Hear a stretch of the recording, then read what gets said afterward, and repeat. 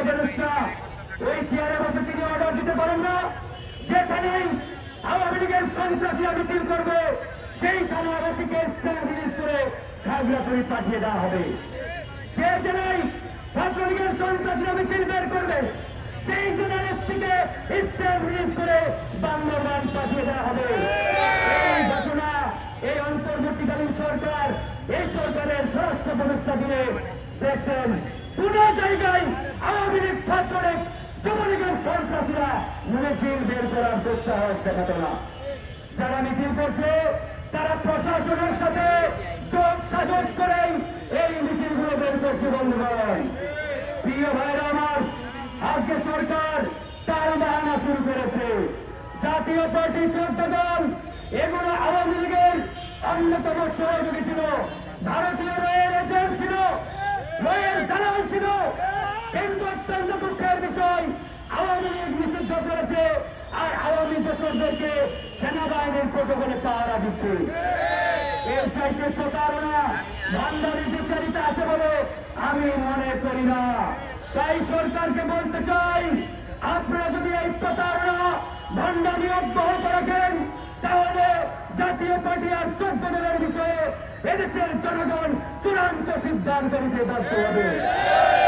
বিপিএলের উপরে হামলাকারীদের বিচারের জন্য 48 ঘন্টার আলটিমেটাম দেওয়া হয়েছিল।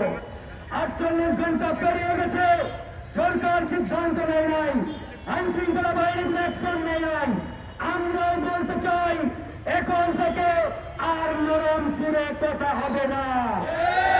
আইনের প্রয়োজনে বাঁকা করে আমরা এই হামলার বিচার প্রয়োজনে যা যা করা দরকার তাই করবো। বন্ধুগণ, আমার তার উপরে আস্থা রাখবো, সরকারের উপরে আস্থা রেখেছি, পুলিশ প্রশাসনের উপরে আস্থা রেখেছি।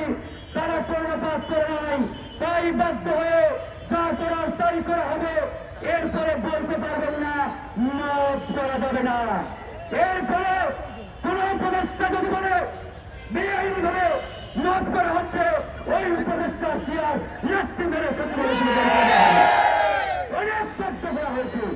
আমাদের রক্ত ঘাম লেগে দিব আজকের এই সরকার। আর সরকারের চেয়ারে বসে ফাজলামো শুরু করেছেন। এই ফাজলামো আর সহ্য করা হবে না। বন্ধুগণ, পরিশেষে একটা কথা বলে শেষ করবো, ছাত্রলীগ যুবলীগের সন্ত্রাসী ভাইরা সাবধান হয়ে যান। আপনাদের গুরুবর পদার স্বামী মুসলমানরা বিদেশে বসে আমার ভর্তি করে আর তোমরা মাঝে আমরা নিজেদের বিপদ নিজেরাই দেখে উঠছে। আমি জনগণকে বলবো, এরপরে আওয়ামী লীগ ছাত্রলীগ বাংলাদেশের যে প্রান্তেই যে কোনো জায়গায় মিছিল বের করার চেষ্টা করলে সেখানেই গণদোলাই শুরু করবেন। পুলিশ অ্যাকশন নিচ্ছে না, প্রশাসন কথা বলছে না। মনে রাখতে হবে, আওয়ামী লীগ ফিরে আসলে ওই স্বরাষ্ট্র উপদেষ্টার কিছু হবে না। তিনি উড়ান দিয়ে বিদেশে যাবেন, বিদেশে আরামে এসে থাকবেন, আর বাংলাদেশের মাটিতে ফাঁসির কাজটি আমাদের ঝুলতে হবে। তাই আমাদের সিদ্ধান্ত নিতে হবে, এই আওয়ামী দোসর জাতীয় পার্টি 14 দল আওয়ামী সন্ত্রাসীদের বিরুদ্ধে আজ থেকে আমাদের নতুন লড়াই শুরু হলো। যে টলারেন্স নীতি শুরু হলো, যেখানেই দেখা পাবো সেখানেই লড়াই শুরু করবো। আল্লাহ হাফেজ, দেখা হবে আবার। নিয়ন্ত্রিত এই হামলার মাধ্যমে প্রমাণিত হয়েছে এই সরকারের ভিতরে আরেক সরকার রয়েছে যারা মূলত এই দেশকে পরিচালনা করছে। আজকে আমরা এই জাতীয় প্রস্তাবের সামনে থেকে বলতে চাই, ডক্টর মোহাম্মদ ইউনূস সাহেব, আপনি আজকে যে চেয়ারে বসে রয়েছেন এই চেয়ার গণ অধিকার পরিষদ তথা ভিপিনুরদের কারণেই সম্ভব হয়েছে। আজকে ডক্টর মোহাম্মদ ইউনূস, আপনি কারাগারে থাকার কথা, হাসিনা যখন আপনার নামে মিথ্যা বানোয়াট ভিত্তিহীন মামলা দিয়েছিল আপনার পক্ষে কেউ দাঁড়ায় নাই। আপনার পক্ষে সেদিন দাঁড়িয়েছিল গণ অধিকার পরিষদ এবং ভিপি নুরুল হক নূর।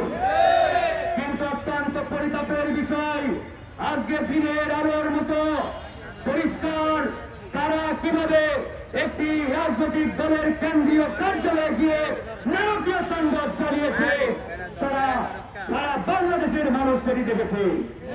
এরপরে প্রধান উপদেষ্টা ঘোষণা দিল ভিপি নুরুল হক নূরকে উন্নত চিকিৎসার জন্য অনতি বিলম্বে বিদেশে নেওয়ার। এখানেও এই সরকার আমাদের সাথে প্রতারণা করেছে।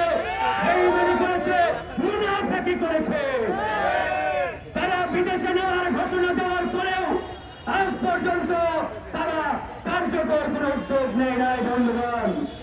তাই আমরা বাধ্য হয়ে সরকারের সেই ঘোষণাকে ঘৃণা করে প্রত্যাখ্যান করেছি। আমরা বলেছি বিপিনুরকে বিদেশে নেওয়া হবে, তার উন্নত চিকিৎসা বিদেশের মাটিতে করা হবে, তবে সরকারের দয়া দক্ষিণার উপরে নির্ভর করে নয়। তাকে আমরা দলীয় এবং পারিবারিক ভাবেই বিদেশে নিব, তার উন্নত চিকিৎসার ব্যবস্থা করব। প্রিয় বন্ধুগণ, আজকে আপনারা দেখেছেন সারা বাংলাদেশে ঢাকা শহরের অলিতে গলিতে আওয়ামী গুন্ডা পান্ডেরা আজকে বিক্ষোভ মিছিল করছে। এই যে আওয়ামী সন্ত্রাসীরা রাজপথে নেমে বিক্ষোভ করার দুঃসাহস দেখাচ্ছে, এর পুরো দায়ভার এই